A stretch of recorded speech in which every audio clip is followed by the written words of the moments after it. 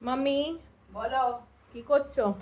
এই তো সব খাবার দাবার করে করছি, তোমার বাবাকে খেতে দেবো। আজকে তো নিরামিষ আমাদের, তুমি জানো। তুমি এসছো, তুমি ঠিক নিরামিষ দিনে আসো।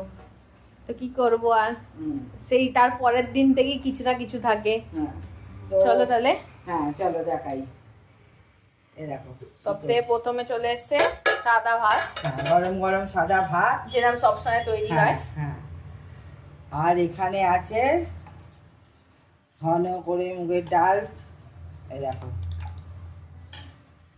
এখানে আছে ঝিঙে পোস্ত, দেখাবো আর? আর দেখাতাম না, বুঝতেই পারা যাচ্ছে। এখানে টক দই। এটা মিল্ক মিস্টে প্রোবায়োটিক দই নিয়ে আসা হচ্ছে। হ্যাঁ এটা নুন কম থাকে, নুন দিয়ে খেতে হয়। হ্যাঁ, এটা টক দই। আর এখানে আছে আম কেটেছি, এখানে পাঁপড়। আর এটা হচ্ছে মেয়ের জন্য নিরামিষ না, এটা এটা পেঁয়াজ দেওয়া যেহেতু আছে। আমি নিরামিষ, আমি এসছি বলে খাবো না, আর তাও আমি বলেছি নিরামিষই খাবো, কিন্তু আমাকে এই ঝুমকাটা খেতে ভালো লাগে, ওই জন্য একটুখানি করে দিয়েছে। হ্যাঁ, তো এই হচ্ছে আজকের মেনু।